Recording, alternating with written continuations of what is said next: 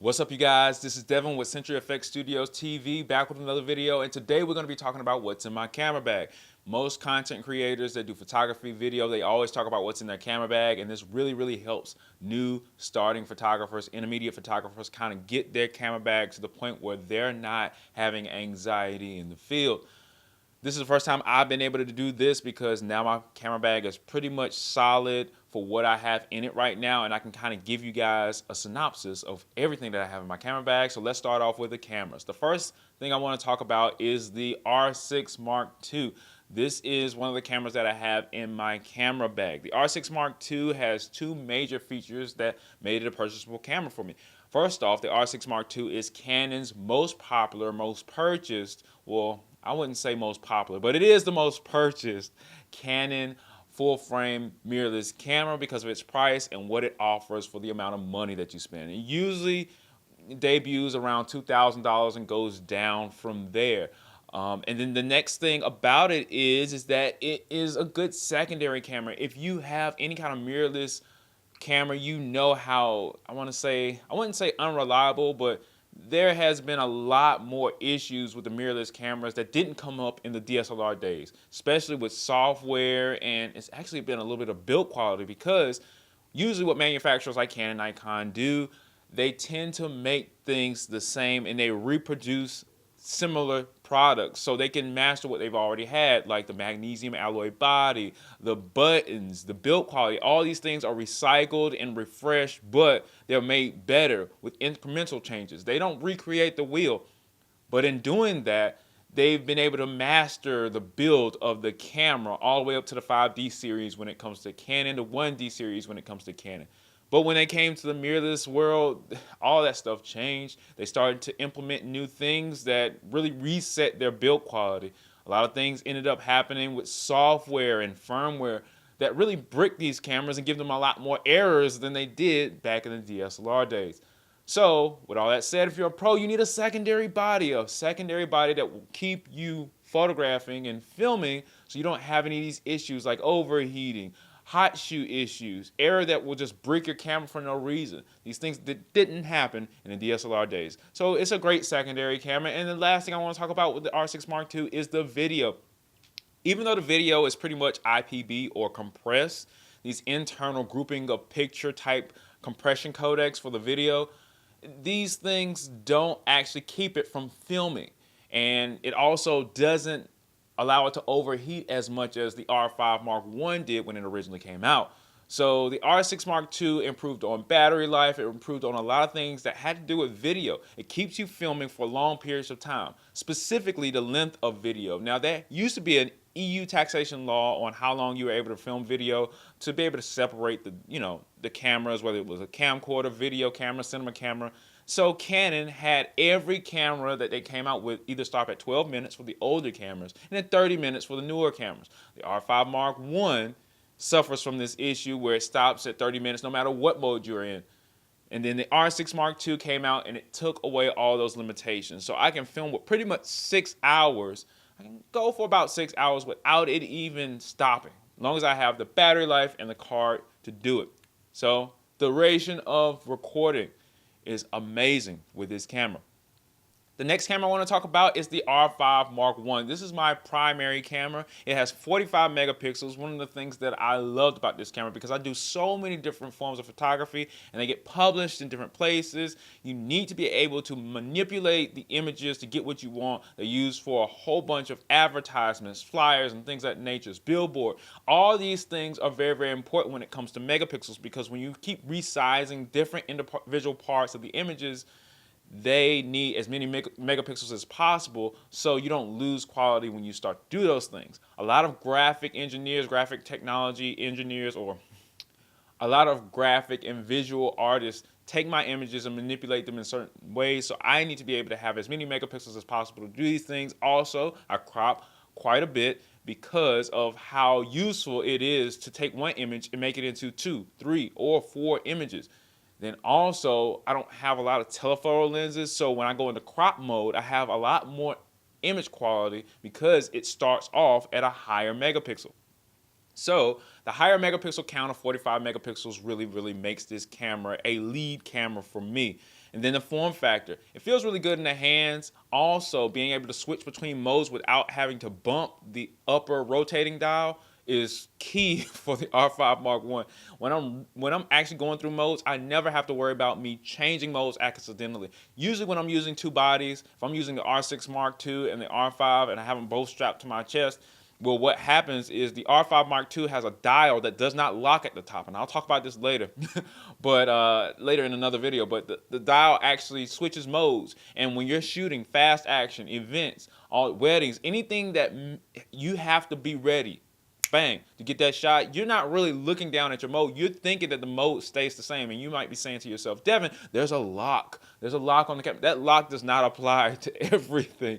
So with that said, all these new things that happen with the power core, the power switch, and the mode dial switch, all these things kind of frustrated me with the R6 Mark II. The R5 Mark I really nailed it, in my opinion, on how to switch modes and how to cut the camera on, off, and lock the camera. CF Express Type B is another thing that I love to have on the R5 Mark I. The R5 Mark I has the CF Express card that is blazingly fast. You can shoot pictures fast. You can offload pictures fast. You can use it as a hard drive when you go to edit pictures. You can do so many things with CF Express Type B card, and it has great build quality. Now, I've had a video that I just put out recently that states that I chipped a CF Express Type B card, but I am not afraid to use the CF Express Type B card, probably even by itself. Now, with the R5 Mark I, it does not allow you to really use both the cards simultaneously, seamlessly. There's always some kind of hiccup. If it's not with the speed, it's with whether video or photos can be redundantly recorded or written. So I try not to mess with that, but having a CF Express Type B card is amazing for the R5 Mark I. The frames per second, great. It's not perfect. It's not as much as the R6 Mark II, but it does process raw files a little bit faster than the R6 Mark II, if I'm not mistaken. 4K HQ, gorgeous. Downscaled from 8K, love it. Looks better than the video from the R6 Mark II, but a lot of the R6 Mark II video, when you film it in 6K, looks gorgeous as well. They can both be used together. Having 8K is nice, but that's not the primary reason why I have the R5 Mark I. The potential, you can always have our lenses. When I bought the R5 Mark I was using it for the potential to upgrade to sharper, more form-fitting lenses for the things that I like to do. You upgrade yourself to sharper lenses, but you can also use the EF lenses. I know a lot of people don't like me saying that, but I think a lot of EF lenses are useful on the RF bodies.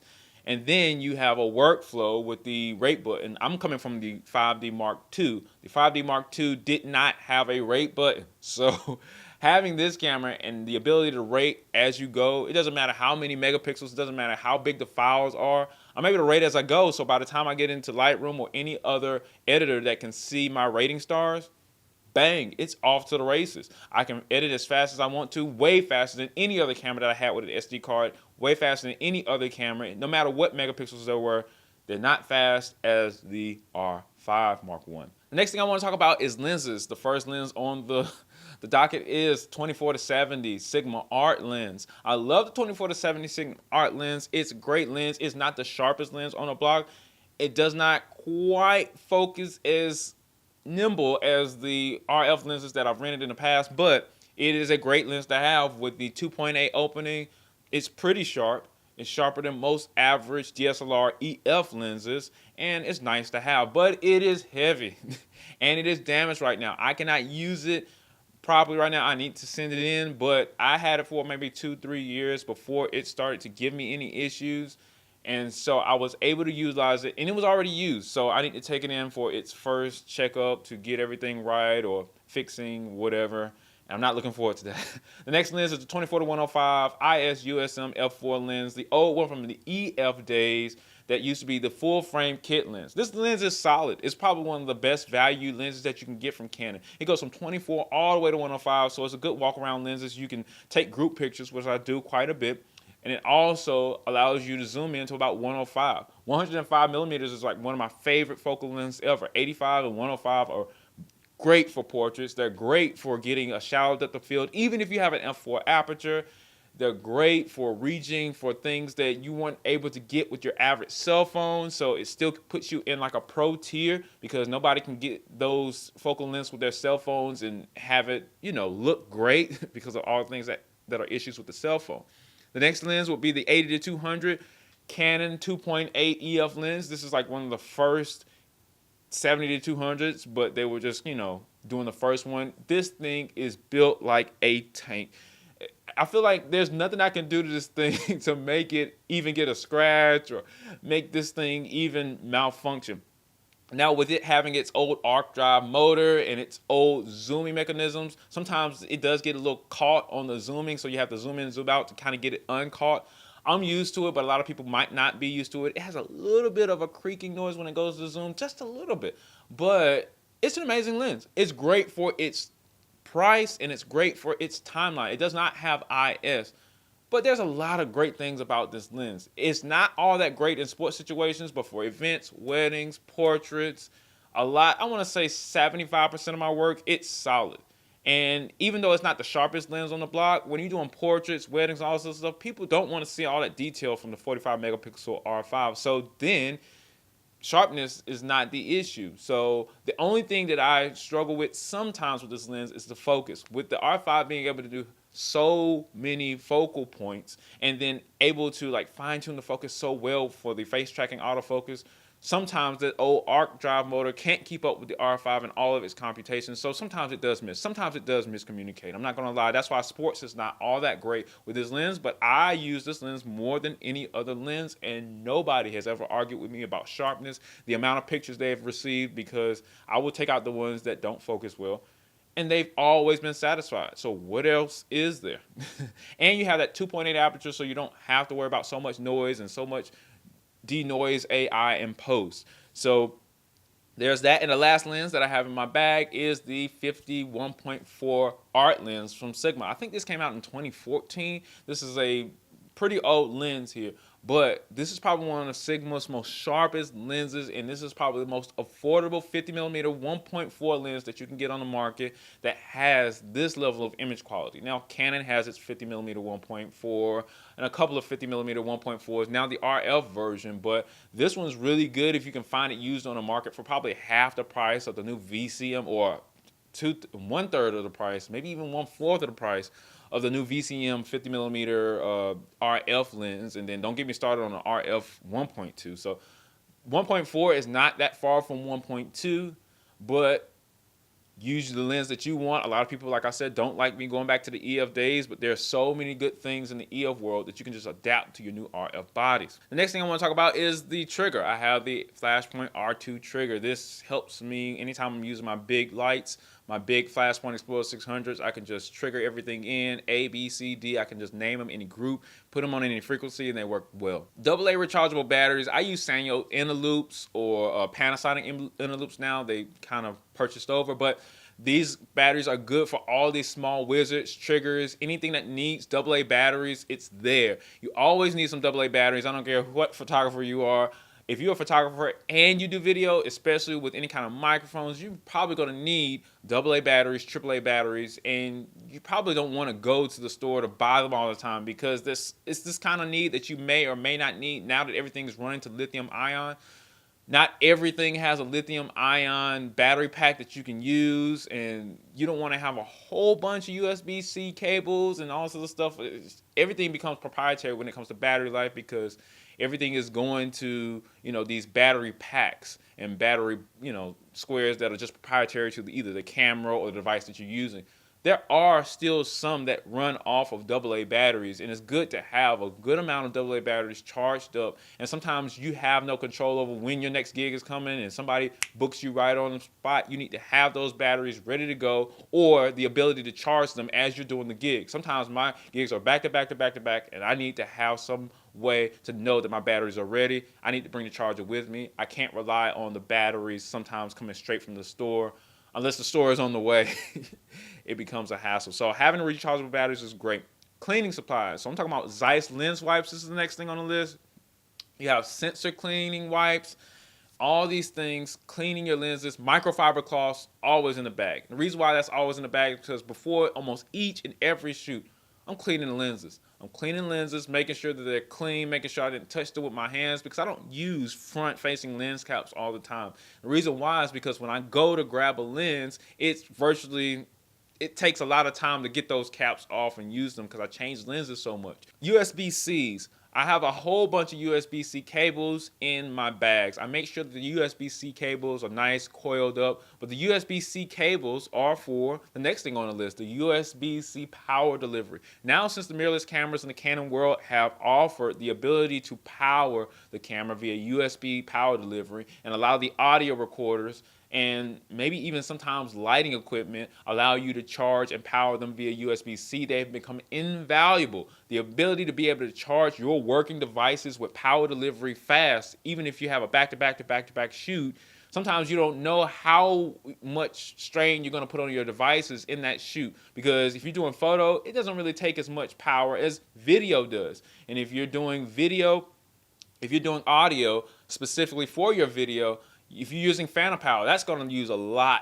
drain a lot of power over time, and you might not be thinking about it as much based on what kind of microphones you're using. So there's a whole bunch of reasons why you would want to use USB-C power delivery so you can actually be able to have your stuff charged. And sometimes you don't use the device as much, so you don't have as many batteries for it laying around, especially if those batteries are proprietary battery packs like your Sony MPF batteries and stuff like that. So you want to make sure all these things have some kind of fast way of being charged. Being able to charge your Canon battery pack while it's in the Canon camera is invaluable. One time I was photographing this year, and I was photographing back to back. I was photographing with both my cameras in separate locations, and I needed some way to be able to charge it because I only have the gold stripe Canon batteries now.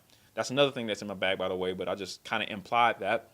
The gold stripe Canon batteries now, I keep 4 in my bag, but in this particular situation, I didn't have enough battery power to go along, so I had to USB power charge it while the actual event was going on. So that's something to think about. That's something that can really help you in a pinch, having that extra power with you wherever you go, and it doesn't run down fast at all. A white balance card. Now, I don't necessarily use the white balance card all the time, but it depends on what kind of situation I'm in. If I'm in a studio style situation where it's just a background that's not going to change its color, or I'm using seamless paper, or I am photographing something that should stay consistent as a product throughout the entire shoot. For example, if I'm doing a background changing shoot for maybe Little League I'm photographing, and everybody has the same pose, and there's 200 to 300 students or 200 to 300 players that all get in the same pose, all kind of cookie cutter, like McDonald's photography, so to speak. Not to disrespect it, because it looks good, it's a great product, but it's very, very simple in nature.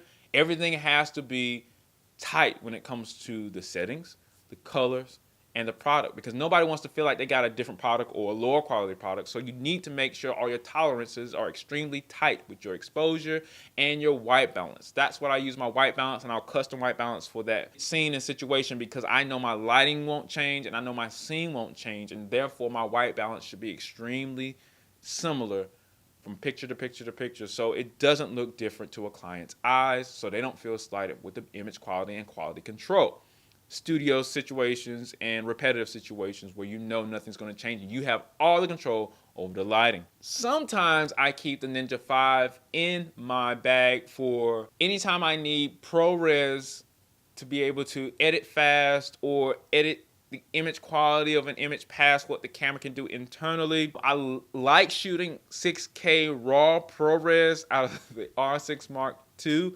It looks gorgeous, but the editing platform, Premiere Pro, does not work well with ProRes RAW. Final Cut is better, so that's something to think about. But I love the Ninja 5 because when I'm shooting with it, I can actually shoot an unclean HDMI feed, therefore showing my students what I'm doing, so I can teach them directly and they can see exactly what I see straight out of the camera.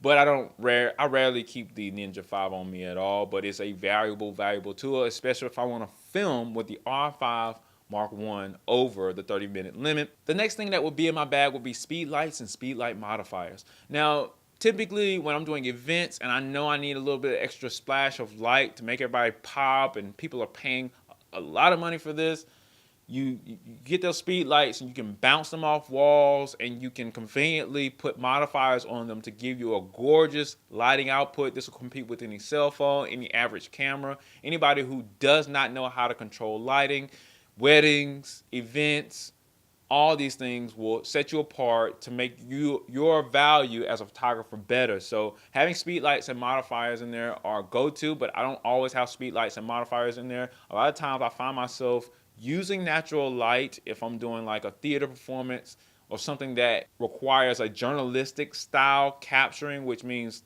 or I would say documentary style capturing, or just capturing how they were meant to be seen without using extra light to disturb it. I find myself doing that a lot, like concerts and stuff like that. You don't really want to flash anybody that's doing a concert or a theater performance, so those things. But when I have the chance, I'll use speed lights to also add to my mono lights to then create a big scene where, lights are rimming the subject. You got hair lights. Speed lights are great hair lights because they're lightweight, and if they fall, they don't do too much damage. If you use a mono light that's big and heavy and you put it over somebody's head to make a hair light, it's a lot more dangerous. So speed lights are really good for fast situations where you want to get a nice pop of light and you want to balance and make it worth your while in an event, wedding situation, all these things. I also keep the next thing on the list would be like C-clamps, clamps that can be adjusted, little clamp arms that can be, you can mount your camera somewhere conveniently without having to use a tripod, a monopod, or anything like that. Little arms that, they rotate so you can put like a Ninja 5 on it or something like that. Anything that can keep maybe the microphone, if I'm using a field recorder, that I can just, tie off to the side of a gimbal or something like that. All these things are very, very important. These auxiliary arms that can clamp and put something in some other place, like a power delivery, power charger, it's great. So I keep those on me at all times. Try to keep those out of sight in like a small camera bag that does not, or small section of the camera bag so it doesn't scratch up lenses or stuff like that. Extra cards, extra CF Express Type B cards, SD cards. When you're out in the field, you always need extras.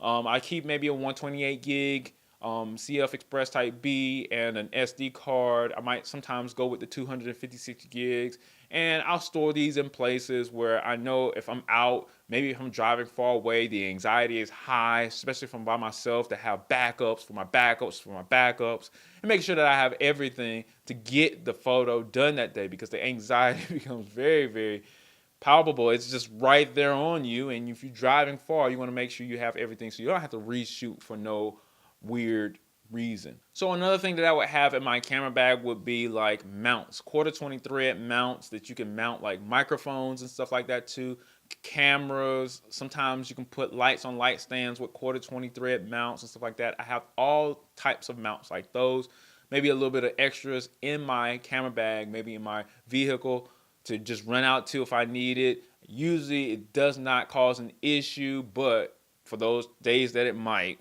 I have them. Quarter 20 thread adjusting arms, all these things are very, very important. So the last thing I have in my camera bag is the Canon EF RF adapters. What they do is they allow me to have the ability to use my EF lenses on my RF bodies. I know a lot of people don't like that. I also have a third-party one with the drop-in ND filters on it. This will help me be able to utilize the camera in situations where I want to shallow depth of field and it's bright and sunny outside and I have no control over the lighting. I can bring down the exposure so I'm able to get 2.8, 1.8 apertures to get a nice depth of field look at my background when I'm doing video, or I'm just able to keep my regular settings, maybe in an f4, 1/150th of a second. All right, guys, that's it for this video today. I just wanted to go over what was in my camera bag just so you guys would know the reasons why I use these things, why I have it this way. And if you were looking at my last video about what to do in a high pressure photo shoot situation, you'll understand, and this kind of piggybacks off of what I was talking about in those situations where you're going to be in a high pressure situation and how to prepare for these things. Links in the description below on how you can support the channel, and stay tuned for the next video.